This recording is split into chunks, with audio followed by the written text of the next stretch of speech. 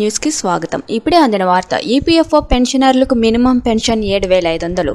కేంద్ర ప్రభుత్వం కీలక ప్రకటన. వివరాలైతే వీడియోలో తెలుసుకుందాం. వీడియోని మాత్రం ఎక్కడ స్కిప్ చేయకుండా కంప్లీట్ గా చూడండి. వీడియో గాని మీకు నచ్చినట్లయితే మన ఛానల్ ని సబ్స్క్రైబ్ చేసుకోండి. అదే విధంగా లైక్ చేసినట్లయితే మరింత మందికి సమాచారం చేరుకుంటుంది. ఇంకా వివరాల్లోకి అయితే వెళ్ళిపోదాం. కేంద్రంలోని మోదీ ప్రభుత్వం ఉద్యోగుల కోసం అనేక రకాల చర్యలు తీసుకుంటున్నారు. ఇందులో భాగంగా కేంద్ర ప్రభుత్వ ఉద్యోగుల కోసం 8వ పే కమిషన్ సైతం ప్రకటించింది. ఇదిలా ఉంటే మోదీ ప్రభుత్వం ఇటీవల కాలంలో కేంద్ర ప్రభుత్వ ఉద్యోగులకు డిఏ సైతం ప్రకటించి ఉత్తర్వులు జారీ చేసింది. ఈ నేపథ్యంలో ప్రైవేటు ఉద్యోగుల కోసం కూడా గుడ్ న్యూస్ వినిపించేందుకు సిద్ధమవుతున్నట్లు వార్తలు వస్తున్నాయి.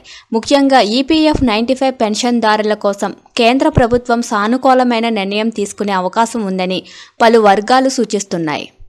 ఈపీఎస్ 95 పెన్షన్ స్కీమ్ ప్రకారం మినిమం పెన్షన్ 1,000 రూపాయల నుంచి 7,500 రూపాయలకు పెంచాలని సుదీర్ఘ కాలంగా డిమాండ్ వినిపిస్తుంది.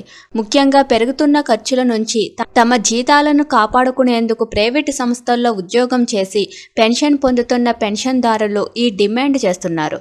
గతంలో మినిమం పెన్షన్ 1,000 రూపాయలకు పెంచుతూ 2014 సంవత్సరంలోని నిర్ణయం తీసుకున్నారు. అయితే ఇప్పుడు 10 సంవత్సరాలు గడిచిపోయింది. ఈ నేపథ్యంలో పెరుగుతున్న ఖర్చుల కారణంగా మినిమం పెన్షన్ మొత్తం కూడా పెంచాలనే డిమాండ్ వినిపిస్తుంది. నిజానికి ఆంధ్రప్రదేశ్ వంటి రాష్ట్రాలలో సామాజిక వృద్ధాప్య పెన్షన్లు 4,000 రూపాయల వరకు ఉంది.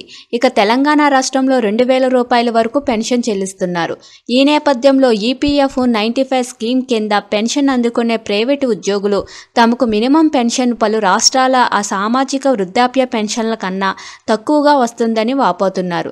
దాదాపు 30 నుంచి 40 సంవత్సరాల సర్వీసు చేసిన అనంతరం ఇంత తక్కువ పెన్షన్ రావడం వల్ల, వృద్ధాప్యంలో అతి తక్కువ మొత్తంలో పెన్షన్ రావడం వల్ల ఈ ఖర్చులకు ఏమాత్రం సరిపోవడం లేదని వారు పేర్కొంటున్నారు. దీనికి తోడు ఈపీఎస్ 95 జేఏసీగా ఏర్పడిన కేంద్ర మంత్రులకు సైతం విజ్ఞప్తి చేసింది.